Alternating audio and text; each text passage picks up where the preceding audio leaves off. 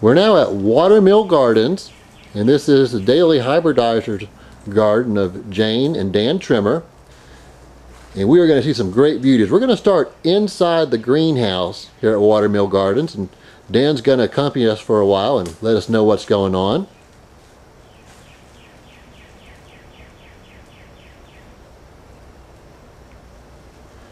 And we are ready to see some beauties.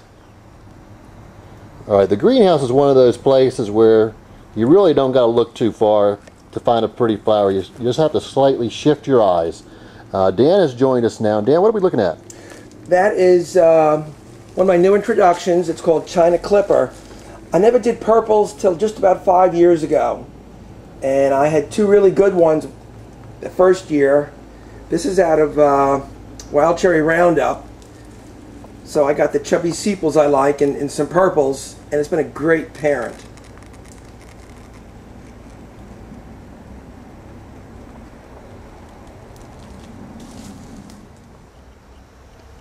Bobby, that's the last flower of my daughter's namesake, Jennifer Trimmer. That's about a 4.5-inch flower today. It's typically about 7 inches. And again, that's been a great parent. So next I'll show you what happens when I put those two together.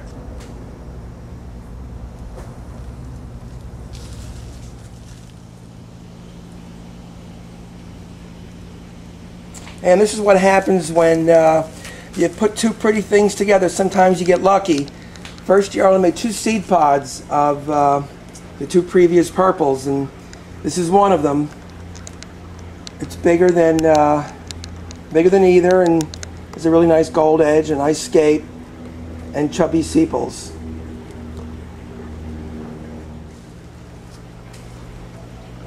So Bobby, from those 2 pods, I got 3 keepers. And this is the one a lot of people have really admired the most. It's a blue purple. I don't know where that really came from. And these are well bloomed down, but that was bigger than 7 inches when it first started. This has been a really used pollen. In fact, I think I pictured this in my catalog this year.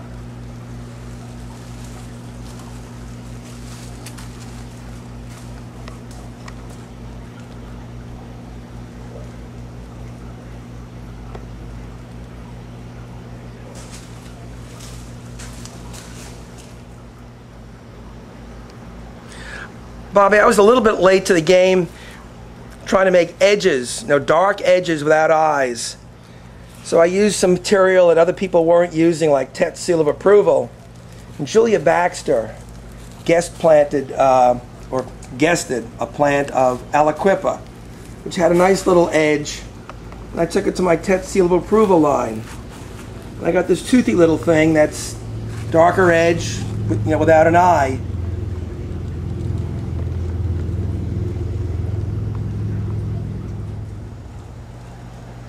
Bobby, another parent I used was Forsyth Raspberry Rimmed.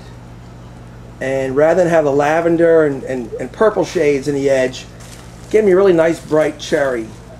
It's a small flower, but I'm using it on much larger flowers. I'm trying to bring in as many elements as I can early on. Wide sepals and some gold edges. And not too many finished products, but it's something that really intrigues me. Edges without eyes. Bobby, that's Mississippi Man. I put that out this year.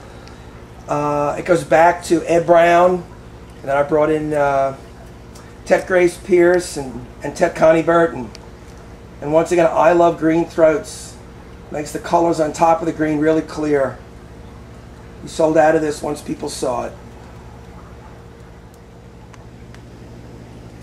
I've been at this for about 20 or 25 years, and my goal has always been color is the number one factor I use when I select things. And Orange City is about the boldest orange daylily that I've seen. It's this year's introduction.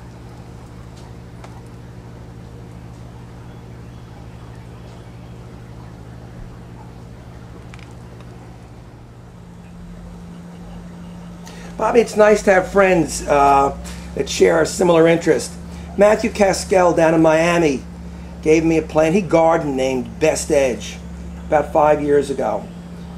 And one of the characteristics of Best Edge is it can make some really funky looking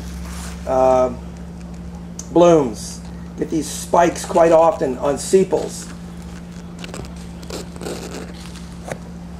You also get green edges on the palest of pastels. In fact, I'll introduce a look-alike sibling to this with a better scape next year.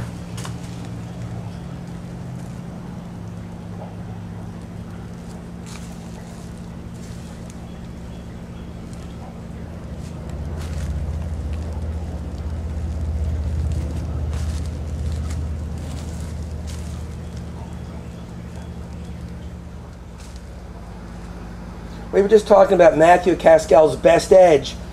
Kind of as a joke, I have a seedling I've named Best Eye. And this is almost typical offspring. It's almost all eye and edge. You have a little dollop of color out the end of the petal. Again, as a hybridizer, you try to go to the extremes, and these big eyes and edges are one of the extremes we pursue.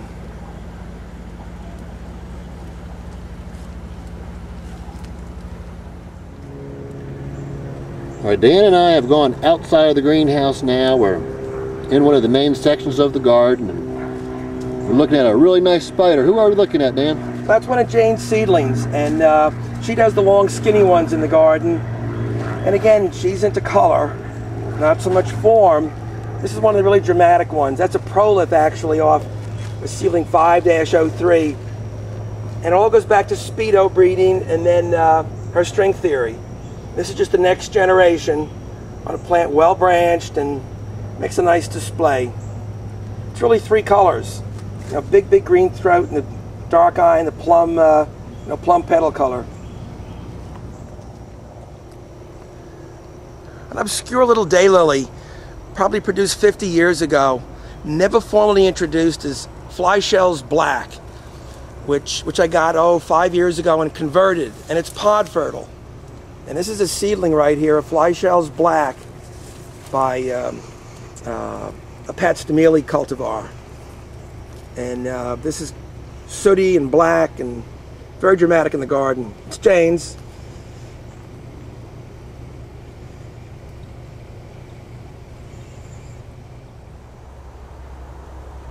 We're still in Jane's part of the garden, and here's something she has that I'm in love with. Has a big applique throat, and a subtle but big eye zone, and a nice clean, peach lavender background on a scape that it's about 40 buds. And this will probably come out next year, if not for sure the year after. Again, it's Jane's.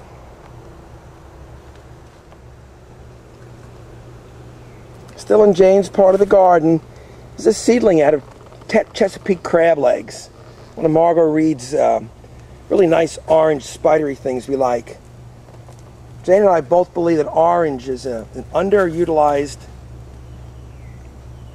knock your eyes out color in the world of daylilies, and unfortunately not too many of us that hybridize are working in oranges, but we think it's really an important color.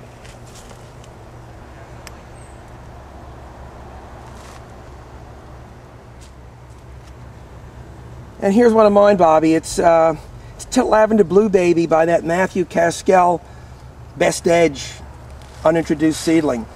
And Best Edge puts green and gold outside of things. So here's a green-edged purple that, quite fortunately, in the greenhouse is very pod fertile. I'll introduce this probably in 2 years.